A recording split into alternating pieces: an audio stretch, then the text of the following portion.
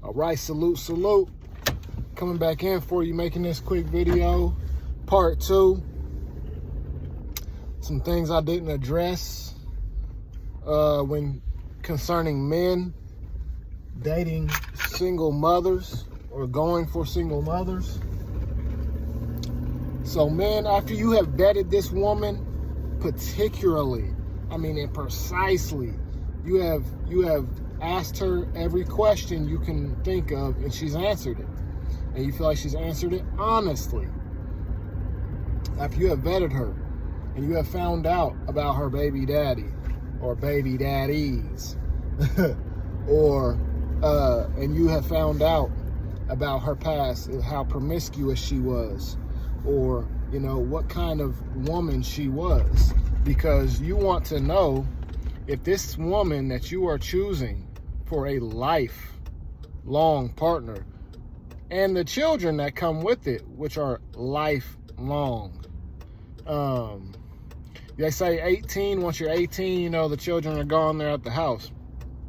But is that truly the case for a loving parent, for a loving mother and father? No, it's not.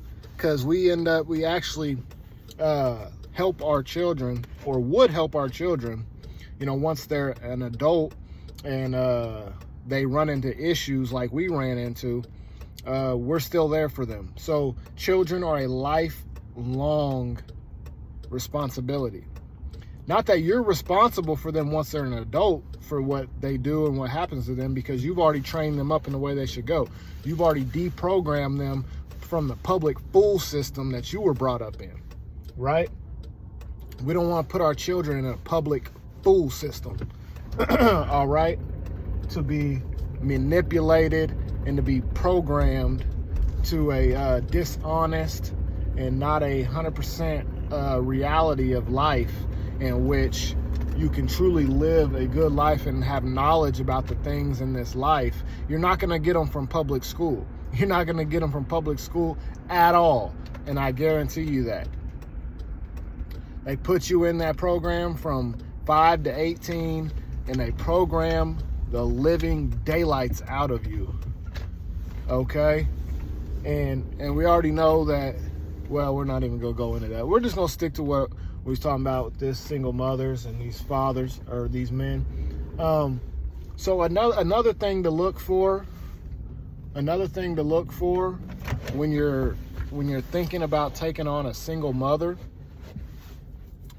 is, like I was stating in the last video, she has to be ready, or very close to ready, to taking on your program, your full program, the way you want things to be. If she is willing to do that, then okay. If you're God-fearing and you feel like this is a God-led situation, okay, granted, do it. But be cautious when you're a single man with no children wanting to date a single mother, especially if she has more than one child and has more than one baby daddy. There's something wrong with that. There's a reason for that. There's a reason why she's single. Now, granted, I'm going to go into it for the ladies. I'm going to help y'all out some. Because granted, my mom was a single mother. And my stepfather, who stepped in when I was 3 years old, going on 4 years old, and has been in my life all the way till now that I'm 32. Him and my mother are still together. So granted, that's a situation where a woman who's a good woman by this earth standards, meaning she's willing to engage with a man, she's willing to compromise her ways to fit more to his ways, to love that man, to respect that man more so, and grow in a family growing forward direction, in a family-oriented direction. Now, granted, he had 2 children. She had 2 children.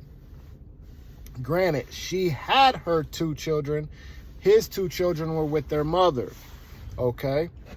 So, there's just one situation right there where, and she didn't deserve to be put into the place of a single mother. My father, my biological father, was not a good man. And I'm saying that in public and on air. He was young. She was young. She had me at 16. He was 18, going on 19, right? Just graduating high school. He started getting into drugs and, of course, gangs. And the drugs was messing with his mind, and he became more violent, throwing things, arguing, just, and he's a man and she's a woman. There's fear involved, So just to let you in on the little things, that not all women deserve to be single mothers. They don't deserve to be in those positions. And granted, that's why I'm putting this out there, because I'm not just coming down on single moms. Now, granted, none of you should be a single mother unless you are a single divorced mother. Let's put that out there, because that's something else that gets left off we need to talk about. If you're being traditional, if you're being righteous, if you're being an upheld character, a up high moral character in this world, then you would know that you should have waited till you got married and were sealed in a sealed relationship with a man where there's a strong commitment through marriage that when you have these children, they're going to have a father there to help you take care of those children. So you went out and laid with some man and had children, and then he left. There's no obligation, except you get the state involved, right? We're not even going to go down that hole, because that's a whole... We're in a feminist movement. We're in a matriarchal America. We're no longer in a patriarchal America. We see that around 18% of men get custody of their children, when far more than that fight to get full custody of their children. And on top of that, 70% or more of the time, the women get the children plus child support and alimony and all these bull type things to just keep it in a because I know there's a lot of people who watch my videos, and there may be some children, young teens who get on here, and I may say a word or two occasionally here and there, but take it with a grain of salt, because these cuss words that America deemed as cuss words or curse words, they're not truly a curse. They're not truly curse words. There's no such thing in the Bible as a cuss word, right? America has hijacked some of the language and used certain words in the Bible and translated them and changed the meaning and changed the whole context of the word and use it in an opposite way. We know that happens and that goes down. So we're not even going to get into that discussion right now. But men, when you're looking for a woman, my three things. First, you look for a virgin. Virtuous, righteous, holy. If you're not a man of God, then you still want a righteous, very moral, a woman who has morals about herself, who has standards. You know what I mean? She's quiet. She's submissive. Oh my gosh, that's a cuss word. I say submissive. Oops. Submissive. And she's willing to get on your program. So you want a virgin. Second of all, if you can't find a virgin, you want a woman who has not been very promiscuous, that has a low body count. And body count is just another word for saying sexual partners, sexual relationships.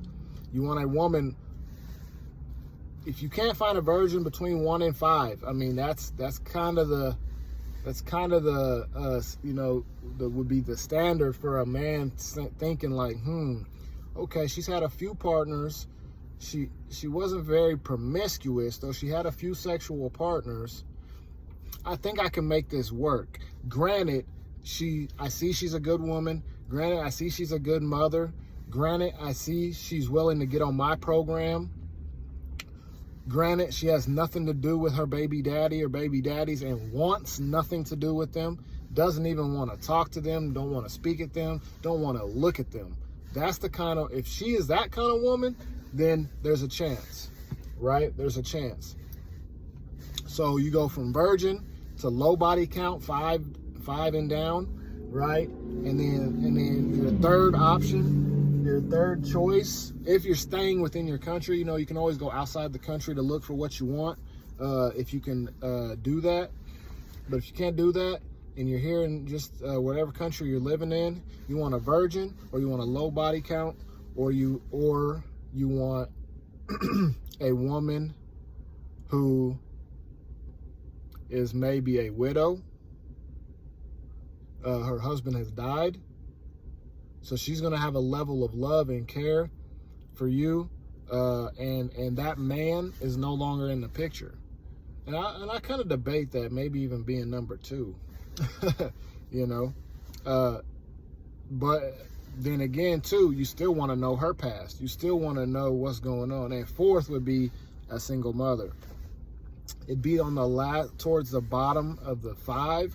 It's number 4 or 5, but because when you bring in a single mother, you're just dealing with a lot. You're dealing with old baggage. You're dealing with old dramas and things that have happened in the past. You're dealing with the baby daddy, and it just brings more stress to the man than he typically wants. If he's a high, upstanding, moral man, and he's able to deal with stresses more than the normal man, then he may be willing to take on something like that. And from experience, you know, I have experience in that. So you say, oh, well, that's hypocritical. You experience with single moms, but you're telling us not to. Yeah, I'm trying to save you something. And you could gain from it. You could run into a misfortunate baby mama, single baby mother.